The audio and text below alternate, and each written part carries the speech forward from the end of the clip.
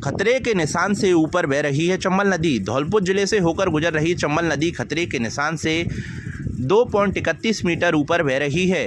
चंबल नदी का लगातार गेज बढ़ रहा है तो वहीं पार्वती नदी अपने रौद्र रूप में है। चंबल नदी का जलस्तर सोमवार को 133.10 मीटर दर्ज किया गया है, जो खतरे के निशान से करीब 2.31 मीटर ऊपर है। इधर पार्वती नदी उफान पर है, जिसकी सभी रपटों पर पानी की चादर चल रही है। ऊंटगन नदी के तेज प्रवाह में मस्ती करते दिखे दो युवक। धौलपुर जिले के राजाखेड़ा क्षेत्र के डोंगरपुर रपट से होकर बहने वाली ऊंटगन नदी इन दिनों अपने तेज प्रवाह से उफान पर है। नदी का जलस्तर बढ़ने से डोंगरपुर रपट के साथ ही क्षेत्र की नादौली गनहती रपट पर आवागमन पूरी तरह बाधित हो गया। पानी प्रवाह व नदी के उफान के बावजूद रपट पर सुरक्षा के कोई ठोस इंतजाम प्रशासन की ओर से नजर नहीं आए, जो कि स्थानीय प्रशासन की लापरवाही को भी दर्शाता है। सोमवार को राजाखेड़ा कस्बे के नजदीकी डोंगरपुर रपट पर दो युवक नदी के तेज बहाव में उतरकर मस्ती करते देखे गए। यहां पानी की गहराई और रफ्तार को देखते हुए कभी भी बड़ा हादसा होने की संभावना बन सकती है, लेकिन प्रशासनिक लापरवाही के कारण वहां ना तो चेतावनी बोर्ड लगाए गए हैं और ना ही निगरानी की कोई व्यवस्था की गई है। बरसात के मौसम में हर साल ऊंटगन नदी का प्रवाह खतरनाक रूप ले लेता है। इसके बावजूद सुरक्षा इंतजाम के नाम पर केवल कागजों में ही कार्रवाई होती नजर आती है। इस दौरान मौके पर देखा गया कि रपट पर बैरिकेडिंग भी उखड़ी पड़ी थी और ना ही कोई सरकारी कर्मचारी मौके पर मिला, जिससे वहां निगरानी बनी रहे। बड़ा सवाल ये खड़ा होता है कि नदी के तेज प्रवाह के कारण कोई घटना भी घटित हो जाती है तो जिम्मेदार कौन होगा और जवाबदेही किसकी होगी। जोर शोर से उठी दिवंगत पुलिस चालक संदीप शर्मा को शहीद का दर्जा देने की मांग। 1 लाख रुपए के नामी डकैत लुक्का को गत दिनों धौलपुर कोर्ट में पेशी पर लाते समय दौसा के पास हाईवे पर सड़क दुर्घटना हो गई, जिसमें धौलपुर पुलिस के जाबाज चालक संदीप शर्मा का निधन हो गया था। घटना के बाद सदमे में आई पत्नी की भी तबीयत बिगड़ गई, जिसका इलाज जयपुर के निजी अस्पताल में चल रहा है। पत्नी की हालत गंभीर बताई गई। इस मामले को लेकर आज सोमवार दोपहर में सर्व समाज के लोग कलेक्ट्रेट पहुंचे, जहां मुख्यमंत्री के नाम धौलपुर एसपी विकास सागवान और अतिरिक्त जिला कलेक्टर को ज्ञापन सौंपकर दिवंगत संदीप शर्मा को शहीद का दर्जा देने और उसकी पत्नी राधा का उचित इलाज कराने, परिजन को सरकारी नौकरी देने सहित अन्य मांगे की। इससे पूर्व सर्व समाज के लोग सर्किट हाउस धौलपुर पर एकत्रित हुए, यहां से रैली के रूप में कलेक्ट्रेट पहुंचे। इस दौरान जब तक सूरज चांद रहेगा संदीप शर्मा तेरा नाम रहेगा, संदीप शर्मा अमर रहे के नारे लगाए गए। इसके बाद मुख्यमंत्री के नाम ज्ञापन सौंपा गया। इस दौरान बड़ी संख्या में सर्व समाज के लोग मौजूद रहे। संदीप शर्मा को न्याय दिलाने के लिए सब समाज के लोग इकट्ठे हुए, उनके परिवार को सहायता देने के लिए, उनको शहीद का दर्जा दिलाने के लिए मुख्यमंत्री को ज्ञापन दिया है। यहाँ पर जिला पुलिस अधीक्षक और जिला कलेक्टर के माध्यम से भेजा है और उनसे मांग की है कि जो न्यायोचित प्रक्रिया के तहत उनको न्याय मिले और उनको शहीद का दर्जा मिले। दौसा में हमारे शहीद हुए कांस्टेबल संदीप शर्मा की मृत्यु के पश्चात उनकी धर्मपत्नी भी बहुत काफ़ी बीमार है। उनका इलाज जयपुर में चल रहा है, जिसमें सरकार के द्वारा कोई ऐसा नहीं दिख रहा हम लोगों को कि उनके इलाज में कोताही बरती जा रही है। सरकार और आला प्रशासन से मेरा अनुरोध है कि उनके इलाज में कोताही बिल्कुल नहीं बरती जाए, उन्हें उच्चतम इलाज दिया जाए और उन्हें जल्दी स्वास्थ्य की कामना करता हूँ, क्योंकि उनके बच्चे अभी छोटे हैं और घर में जो दुविधा आपत्ति आई है उसके बाद हम सब भी बहुत दुखी हैं, व्यथित हैं। हम चाहते हैं, सभी लोग चाहते हैं, धौलपुर का प्रत्येक सर्व समाज चाहता है कि उसको संदीप शर्मा को शहीद का दर्जा दिया जाए और इस हादसे की बाद जो भी कार्रवाई हो सकती है, उचित मुआवजा और वो सारी चीज़ें सुविधाएं उनके परिवार को। आज धौलपुर में सर्व समाज द्वारा जिला कलेक्टर महोदय और जिला पुलिस अधीक्षक महोदय को जो संदीप शर्मा एक दौसा जो रास्ते में दुर्घटना में मृत्यु हो गई, उनको शहीद का दर्जा दिया जाए और उनके परिवार को आर्थिक मदद और उनकी जो मिसेज जयपुर में एडमिट हैं उनको आर्थिक सहायता से सरकार के द्वारा उनका इलाज बेहतर किया जाए। और यहाँ से हम मुख्यमंत्री तक अपनी मांग करते हैं कि जल्दी से जल्दी इस पर निर्णय लें और शहीद का दर्जा दिया जाए, इससे उनके परिवार का भरण पोषण किया जाए, ऐसी हम कामना करते हैं। आज धौलपुर में सर्व समाज ने मिलकर जिला कलेक्टर और जिला पुलिस अधीक्षक जी को मुख्यमंत्री के नाम ज्ञापन दिया है। हाल ही की दुर्घटना में दौसा में दुर्घटना हुई, उसमें हमारे पुलिस के कांस्टेबल चालक संदीप शर्मा जी की दुखद मृत्यु हुई। उसको लेकर सभी जिले के सर्व समाज के लोग आज यहाँ मिले हैं कलेक्टर साहब से, एसपी साहब से।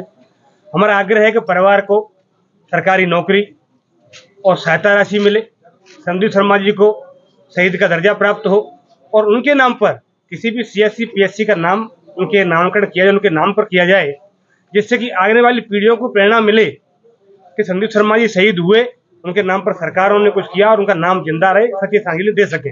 मेरा मुख्यमंत्री जी से, गृह मंत्री जी से ये आग्रह है कि आप इसमें जल्द संज्ञान लेकर उनको शहीद का दर्जा भी दें, क्योंकि 36 कौम धौलपुर के लोग, सब समाज के लोगों ने ज्ञापन दिया, सब समाज चाहते हैं और हम सब ये अपील करते हैं मुख्यमंत्री जी से कि जल्द से पूरी कार्रवाई हो, शहीद का दर्जा मिले, ऐसी अपील करते हैं। सरपंच व ग्राम सचिव पर मिली भगत का आरोप, ग्रामीणों ने जिला कलेक्टर को सौंपा ज्ञापन।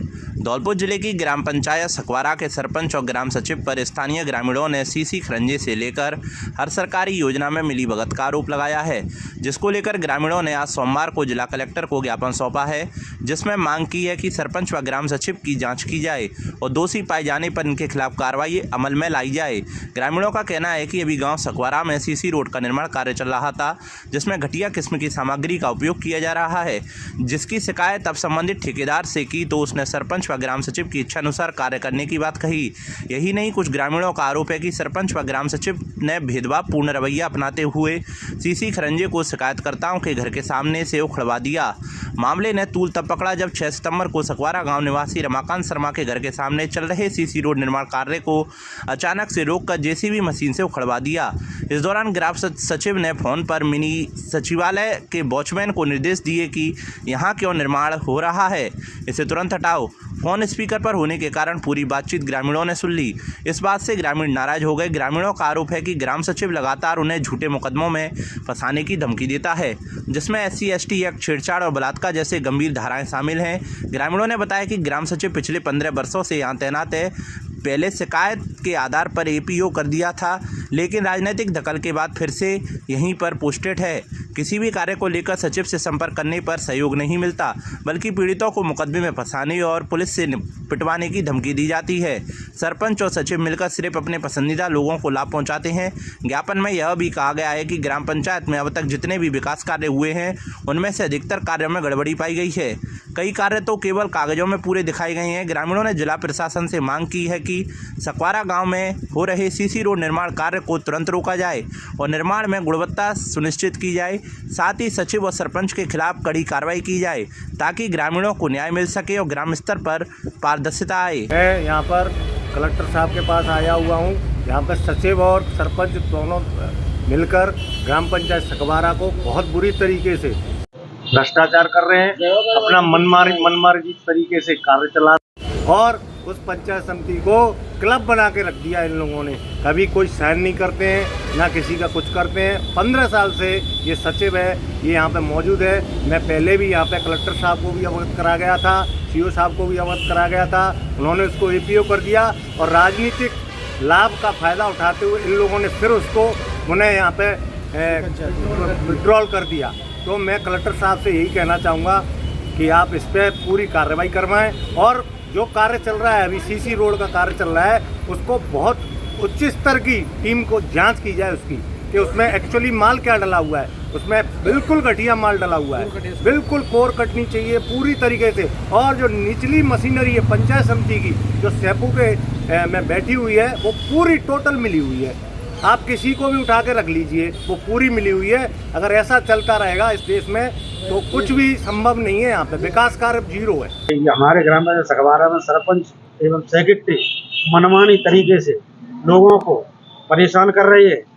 ग्राम में खरंजा निर्माण हो रहा था, उसमें घटिया सामग्री का प्रयोग किया जा रहा है और बिल्कुल जो अभी 4-8-10 दिन हुए खरंजा बने हुए, उसकी सारी गिट्टियाँ निकल के बाहर आ गई उनमें। और खरंजा जो है रमाकांत मेरे दरवाजे से खरंजा करवाया जा रहा था, वहाँ से उसको पता लगा कि ये खरंजा उनके दरवाजे से हो रहा है, तो उसको दोबारा सेक्रेटरी ने ठेकेदार को, लेबर को दबाव दे के और उसको दोबारा से बढ़वा दिया, क्योंकि ये मेरे दरवाजे पे कोई मेरा इंडिविजुअल दरवाजा नहीं है, मेन खरंजा है, वो हमारे आम रास्ता है। उस खरंजे पे निर्माण कार्य रुकवा दिया है उसने और उसकी उचित कार्रवाई की जाए। ये जो है 15 साल से यहीं पर है, न तो इसका कहीं ट्रांसफर हुआ। हम कई बार CO साहब से, BDO साहब से, सभी से शिकायत कर चुके हैं, लेकिन सरपंच और सेक्रेटरी दोनों ही मिली भगत से मनमानी तरीके से पूरी ग्राम पंचायत को पीड़ित कर रहे हैं, अपने क्षेत्रों को लाभ दे रहे हैं, गरीब जनता परेशान है और लिहाजा भ्रष्टाचार चरम सीमा पे है। किसी के जनाधार पर सिग्नेचर नहीं करती है, किसी के पैसे मांगे जा रहे हैं। कॉलोनियों पे भी पीएम आवास योजना में भी 30-30 हजार रुपए लिए, धारा 3 की और जो है SC/ST केस लगाने की धमकी दी जाती। जान से मारने की नीयत से फायरिंग करने का आरोपी गिरफ्तार। धौलपुर जिले में मकान की दूसरी मंजिल से जान से मारने की नीयत से फायरिंग करने के आरोपी अन्नू उर्फ यश शर्मा को निहालगंज थाना पुलिस ने गिरफ्तार किया है। आरोपी के कब्जे से अवैध हथियार भी बरामद किए हैं। निहालगंज थाना प्रभारी प्रवींद्र कुमार रावत ने बताया 7 जुलाई 2025 को धीरज शर्मा पुत्र नानक चंद शर्मा एवं अन्नू उर्फ यश शर्मा के मध्य विवाद हुआ था। मामूली विवाद के दौरान अन्नू शर्मा ने अपने मकान की दूसरी मंजिल से जान से मारने की नीयत से धीरज शर्मा के भाई सोनू शर्मा पर अवैध हथियार से फायर किए थे। फायरिंग के दौरान गोली लगने से सोनू शर्मा गंभीर रूप से घायल हुआ था। सोनू शर्मा के मुंह एवं गाल में गोली के छर्रे लगे थे। तत्कालीन समय पर आरोपी के खिलाफ मुकदमा दर्ज कराया गया था। वारदात को अंजाम देने के बाद आरोपी फरार हो गया था, जिसके संभावित ठिकानों पर पुलिस दबिश दे रही थी। थाना प्रभारी ने बताया सोमवार को आरोपी अन्नू शर्मा को थाना इलाके से गिरफ्तार कर लिया है। आरोपी के कब्जे से अवैध देसी तमंचा भी बरामद किया है। घटना के संदर्भ में आरोपी से पुलिस पूछताछ कर रही है। अनुसंधान के बाद आरोपी को कोर्ट पेश किया जाएगा। कांग्रेस सेवा दल की महत्वपूर्ण बैठक हुई आयोजित। धौलपुर जिले के बाड़ी के कास्तपाड़ा बाईपास रोड स्थित एक निजी मैरिज होम में आज सोमवार को कांग्रेस सेवा दल की जिला स्तरीय बैठक का आयोजन किया गया। बैठक में सेवा दल के प्रदेश उपाध्यक्ष राजेंद्र सिंह आड़वाड़ा और भरतपुर संभाग प्रभारी धर्मेंद्र प्रधान मुख्य अतिथि रहे। सेवा दल की जिला अध्यक्ष समृद्धि दीक्षित ने बताया कि संगठन सृजन प्रशिक्षण अभियान के तहत विभिन्न जिलों में कार्यकर्ताओं को प्रशिक्षित किया जा रहा है। धौलपुर में भी इसी कड़ी में बैठक का आयोजन किया गया। बैठक में प्रदेश उपाध्यक्ष एवं अन्य नेताओं ने कांग्रेस की विचारधारा को जन जन तक पहुंचाने का आह्वान किया। कार्यकर्ताओं से लोगों की समस्याओं के समाधान में सहयोग करने को कहा गया। बैठक में मुख्य कांग्रेस, यूथ कांग्रेस, छात्र कांग्रेस, सेवा दल के पदाधिकारी मौजूद रहे। कार्यक्रम में ब्लॉक अध्यक्ष रामेंद्र मीणा, ग्रामीण ब्लॉक अध्यक्ष शिबू लोधा, सेवा दल यूथ ब्रिगेड के सोनू यादव, अभिषेक यादव, परवेज पठान, राम सेवक अजर, LS यादव समेत वरिष्ठ कांग्रेसी राजकुमार भारद्वाज, हरी सिंह पहाड़िया, लज्जाराम कोहली और अन्य कार्यकर्ता मौजूद रहे। देश का विकास किया, जो आज विकास विदेश इस बात को जानते हैं कि भारत शुरू में सुना करते थे सोने की चिड़िया थी। आज भारत को किस पायदान पर खड़ा किया है बीजेपी ने, ये किसी व्यक्ति से और किसी आम नागरिक से छुपी हुई बात नहीं है। बीजेपी जुमलेबाजी ज़्यादा देती है, धरातल पर कोई कार्यक्रम नहीं होता है। राजस्थान में 2 साल होने को आ गए, आज भजनलाल सरकार पर्ची की सरकार बन के बैठी हुई है। जो भी आदेश दिल्ली से मिलता है वह कार्यक्रम होता है। बाइकों की आमने सामने की भिड़ंत में मां बेटी घायल। धौलपुर जिले के बाड़ी शहर के बसेड़ी रोड स्थित टोल के पास 2 बाइकों की आमने सामने की टक्कर में एक महिला और उसकी बेटी घायल हो गईं। घायलों को बाड़ी सामान्य अस्पताल में भर्ती कराया गया है। कंचनपुर थाना क्षेत्र के अतिराज का पुरा गांव निवासी विनोद गुर्जर अपनी पत्नी रामदेवी और 10 वर्षीय बेटी सुलेखा के साथ मासलपुर जा रहे थे। टोल के पास सामने से आ रही बाइक ने उनकी बाइक को टक्कर मार दी। हादसे में रामदेवी और सुलेखा घायल हो गईं। विनोद के अनुसार सामने से आ रही बाइक तेज गति में थी। टक्कर इतनी जोरदार थी कि वह किसी तरह बच गए, लेकिन उनकी पत्नी और बेटी घायल हो गईं। दूसरी बाइक का चालक उनके होश में आने से पहले ही मौके से फरार हो गया। घटना को लेकर पीड़ित विनोद कुमार ने सदर थाना पुलिस को सूचना दी। पुलिस मामले की जांच कर रही है। तो जा रहे भैया, गाड़ी आ रही थी। कौन सी जगह की घटना है? ये टोल पे जाओ। कहाँ से जा रहे थे आप? अतरायपुरा से। और कहाँ आ रहे थे? श्रेष्ठ प्रदर्शन करने वाले नवसाक्षरों को किया सम्मानित। धौलपुर सोमवार को पंचायत समिति धौलपुर के सभागार में 59वां अंतर्राष्ट्रीय साक्षरता दिवस का जिला एवं ब्लॉक स्तरीय समारोह आयोजित हुआ। मुख्य अतिथि पूर्व शिक्षा उपनिदेशक गणेश कुमार धाकरे रहे, जबकि मुख्य जिला शिक्षा अधिकारी धौलपुर महेश कुमार मंगल रहे। इस दौरान अतिथियों द्वारा ब्लॉक स्तर पर श्रेष्ठ प्रदर्शन करने वाले 10 नवसाक्षर लर्नर्स एवं 4 स्वयंसेवी शिक्षकों को पुरस्कृत किया गया।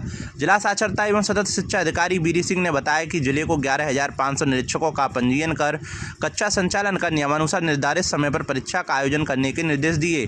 समयबद्ध अनुपालना की जा रही है। मुख्य अतिथि के द्वारा संकल्प पत्र का वाचन कर सभी को 100% साक्षरता के लक्ष्य को प्राप्त करने के लिए संकल्प लिया गया।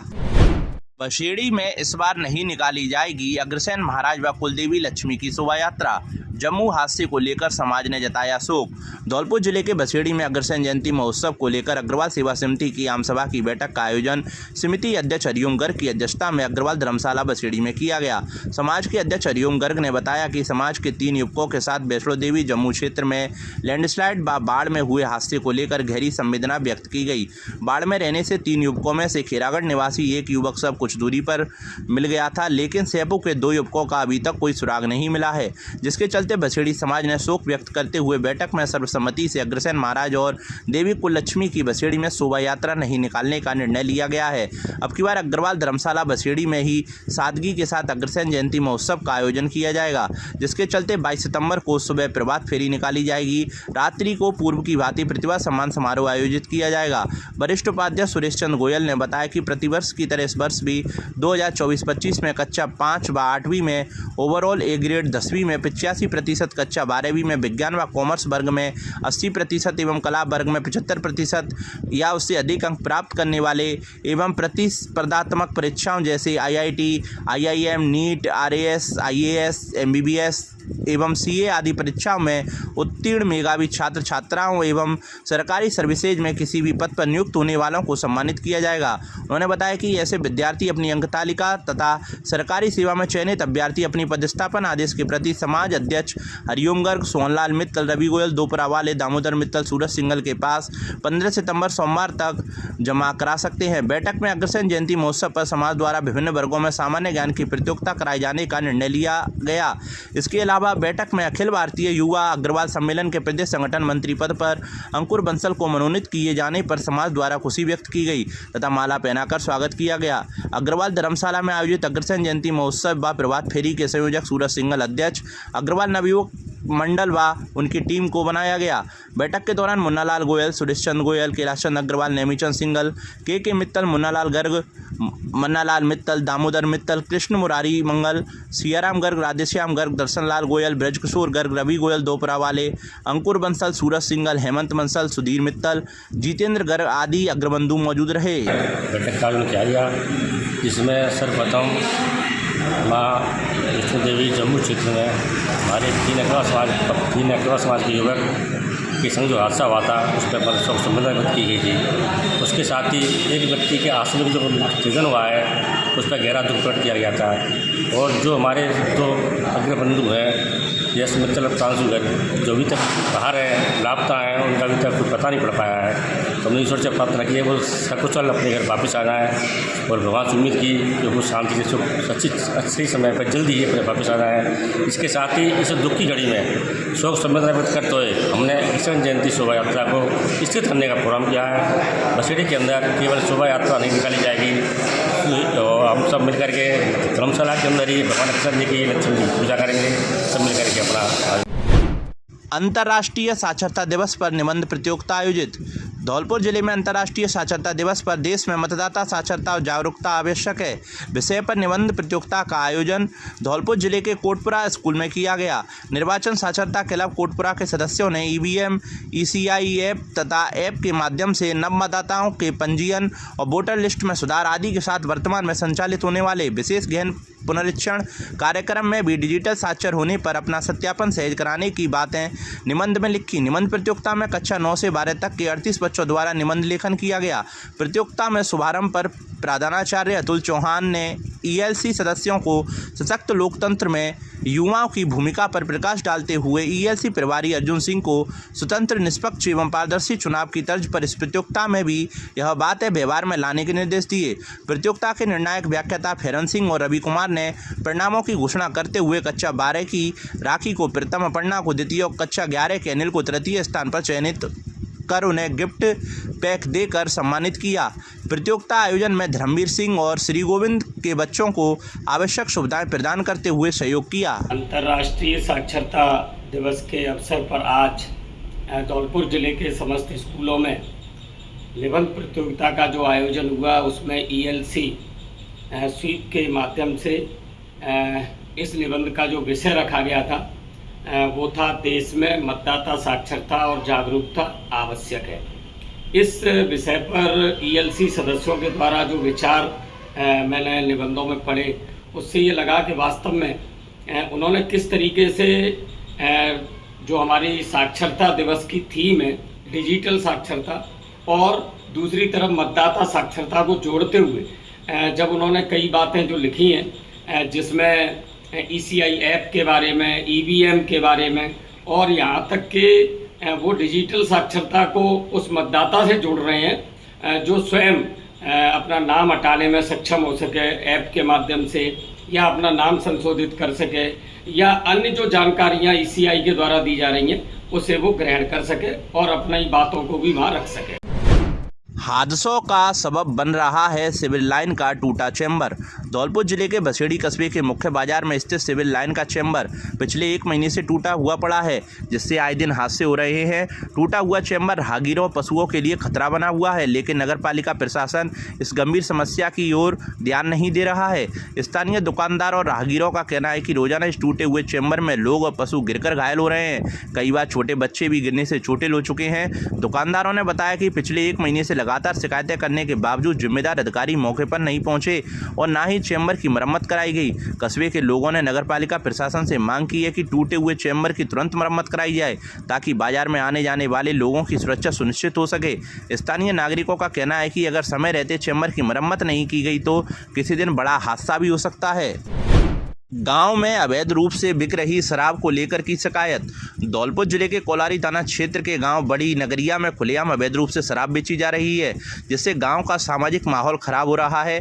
कोलारी थाने में शिकायत करने पहुंचे लोगों ने बताया कि यह दुकान गांव के बीचों बीच संचालित हो रही है, जिससे आए दिन सामाजिक शांति भंग हो रही है। शराब के प्रभाव में आकर युवक एवं अन्य व्यक्ति गाली गलौज, मारपीट, महिलाओं और बच्चों के साथ दुर्व्यवहार एवं घरेलू सामान की तोड़फोड़ जैसी घटनाओं को अंजाम दे रहे हैं। उन्होंने बताया कि इन घटनाओं के कारण गांव में भय और तनाव का माहौल बना हुआ है।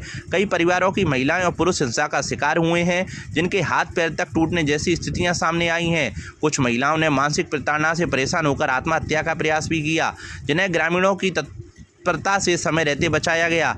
इस संबंध में थानेदार को सामूहिक रूप से महिला और पुरुषों ने शिकायत पत्र सौंपा है, जिसमें अवैध शराब की बिक्री को तुरंत बंद करवाकर संबंधित के खिलाफ कार्रवाई की मांग की है। यमुना नदी ने किया विकराल रूप धारण। डोंकी लगातार बैराजों से छोड़े जा रहे पानी से यमुना नदी ने विकराल रूप धारण कर लिया है, जिससे फतेहाबाद क्षेत्र के गांव मेहरा नाहरगंज के लोगों की हजारों बीघा फसल बर्बाद हो चुकी है। यमुना नदी का लगातार जलस्तर बढ़ने से लोगों को बेचैनी होने लगी है और ग्रामीण नाव द्वारा अपने सामान को सुरक्षित जगह ले जाते हुए दिखे। वहीं ग्रामीणों का कहना है कि हमारे मकान यमुना नदी के जल से चारों तरफ से गिर चुके हैं और हमें प्रशासन की ओर से कोई भी मदद नहीं मिल पा रही है। ग्रामीण सौदान सिंह ने बताया, हमारा मकान यमुना नदी के जल से डूब चुका है। वहीं एसडीएम सदर ने खाली करने को कहा और सरकारी सुविधा देने की बात कही, लेकिन परिवार वालों को कोई सरकारी सुविधा नहीं मिली है। के बारे में साहब यहाँ अधिकारी आए गए, तहसीलदार लेखपाल साहब कहे गए कि यहाँ से निकलवाए गए और निकलवाए गए, काऊ ने आज तक कोई सुनाई ना करी। कहाँ निकलेगा, कहाँ जाए, कोई खाने पीने की कोई व्यवस्था नहीं, कोई भी कहे गए कि तुम्हारे बच्चन के काजे चलो हम दिलवाएंगे, राशन दिलवाएंगे और कह गए और कहूँ काऊ ने कोई सौदा कुछ नहीं। आपके मकान तक कितना पानी हुआ है? पानी मकान तक है वो कम से कम 6-7 फुट के करीब पानी हो चुका है। यानी चारों तरफ से मकान गिर गया पानी से? चारों तरफ से मकान गिर गया है।